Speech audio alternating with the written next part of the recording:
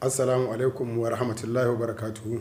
Wannan sako ne zuwa ga shugabanninmu, jagororin al'umma, tun daga kan Baba Abdulrahman Chani zuwa duk wanda alhakin ɗan ƙasa ya rataye a kansa, wanda yake cikin gida da wanda yake waje. 'Yan uwanmu na Libya suna cikin wani hali. A yau ɗan Nijar ya daɗe yana cikin wani hali a ƙasar Libya, amma yanzu abin ya fi munana. Baba Abdulrahman Chani an samu sauyi. Yadda kiɗa ya canza, haka ma rawa ya kamata ta canza. A da an ci zarafin al'umma, ba a damu da su sosai. A yanzu abin yana ƙara ƙaruwa. Mai girma Baba Abdulrahman Chani, mai girma Ali Muhammad Lamin Zain, Firaministan mu na Nijar mai albarka, ya kamata ku duba al'ummarku 'yan Nijar da suke cikin Libya suna cikin wani hali fiye da yadda ake tunani.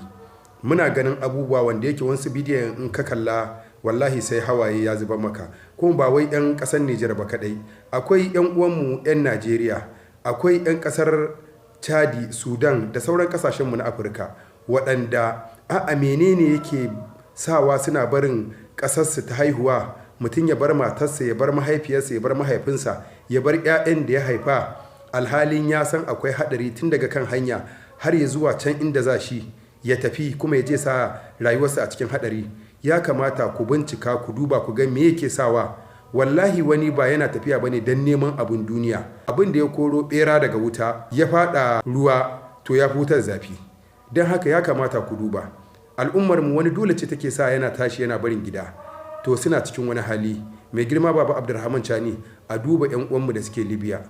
Dan Allah, dan annabi, shugabannin Afirka, ku duba al'ummar ku da suke cikin Libya.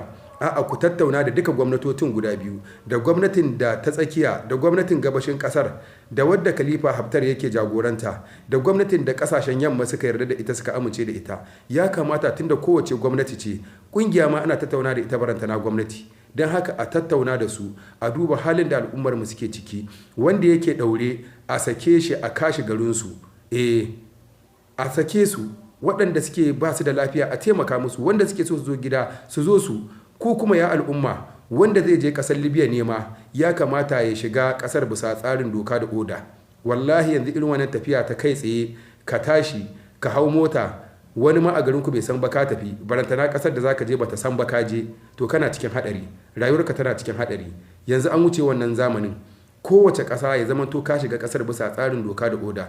Allah sa ya mu dace, kuma Allah sa saƙonmu ya kai ga kunnuwan shugabanninmu, magabatanmu, don uwanmu suna cikin wani hali.